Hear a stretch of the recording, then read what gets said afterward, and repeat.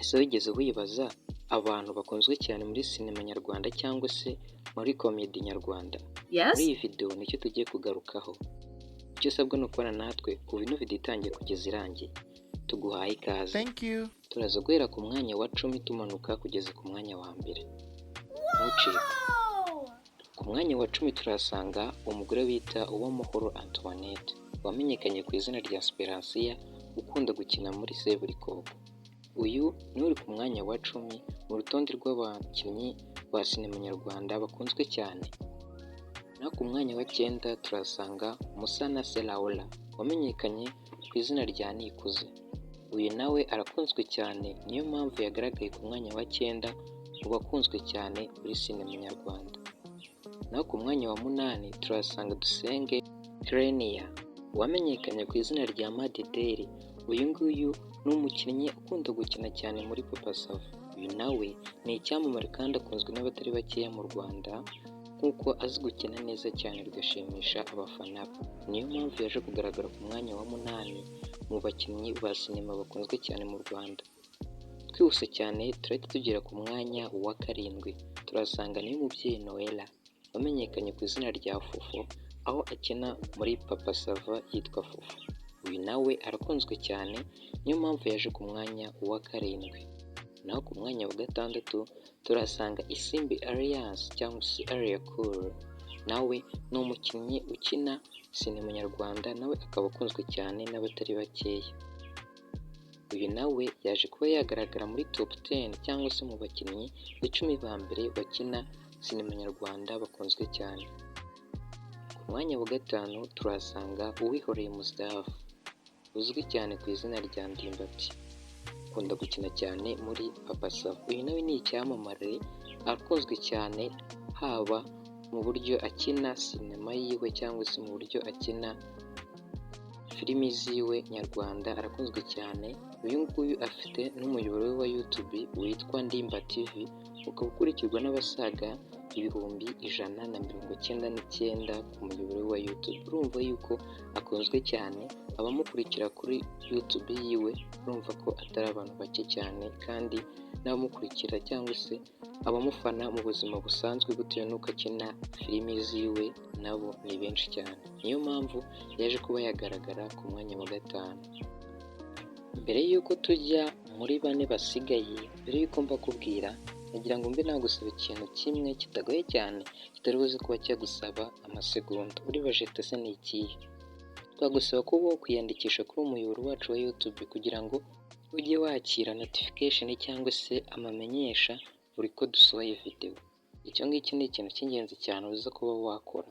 Utubwire no muri comment uburyo wabonye ino video cyangwa se iki kiganiro cyacu cy'ukuntu twakugejejeho abantu 10 bakunzwe cyane muri sinema nyarwanda.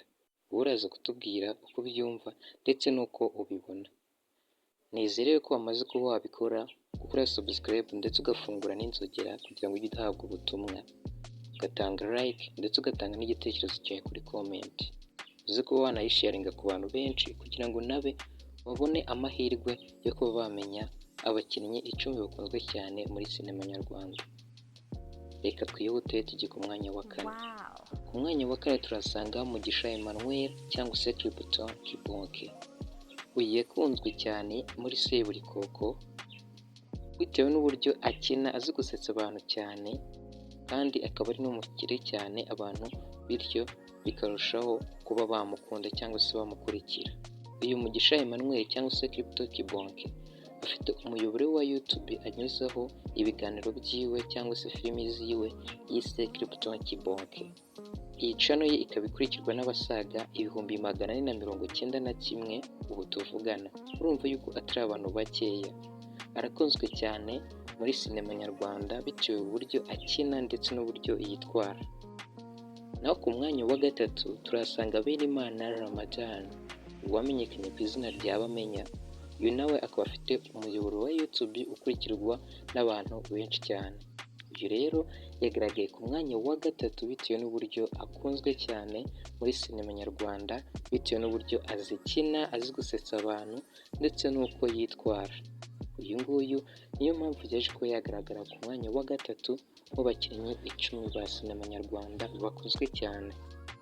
Twihuse tugira ku mwanya wa kabiri aho dusanga umukinnyi witwa Niyitegeka Gratien wamenyekanye ku izina rya Papa Sava, akaba afite umuyoboro wa YouTube ukurikirwa n'abantu benshi, kandi cyongeyeho abo bose twavuze haruguru niwe yagiye abafasha kuba bakamamara cyangwa se kuba bakundwa cyane, kuko ari abakinnyi biwe akoresha akina filimi cyangwa se agezaho komedi abantu bamukurikira.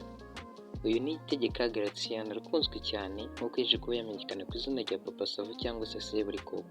Yagiye akina filimi nyinshi kandi zitandukanye zishimisha abantu, bityo bikaba byamufasha kuzamura igikundiro cyiwe. Akaba akunzwe cyane n'abatari bake haba mu Rwanda ndetse no hanze. Niyo mpamvu yaje kuba yagaragara ku mwanya wa kabiri. Twihuse tugera ku mwanya wa mbere. Ese urifuza ko umwanya wa mbere wazaho nde, cyangwa se wowe urumva ari nde tugiye kuba twakubwira? Ku mwanya wa mbere hari umukinnyi witwa Yannick.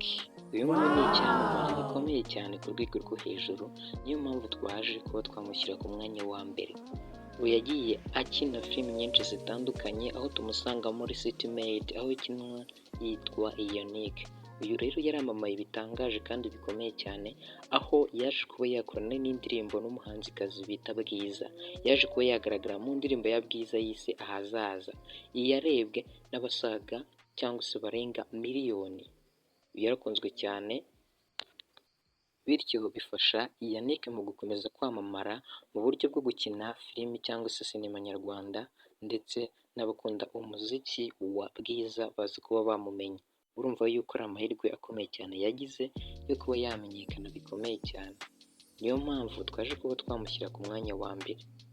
Wakoze cyane iyo twabonye muri kino kiganiro cyangwa se muri ino video kuva yatangira kugeza irangiye. Twizeye ko wakoze subscribe, like, share na comment, ukibuka gufungura inzogera kugira ngo tuzajya ucikwa na video cyangwa se update nziza cyane z'ibyamamare tukugezaho kuri uyu muyoboro wacu wa YouTube. Urazi ko watubwira video twagukorera ubutaha muri comment. Nawe ubutaha mu yindi video nziza tuzagukoresha.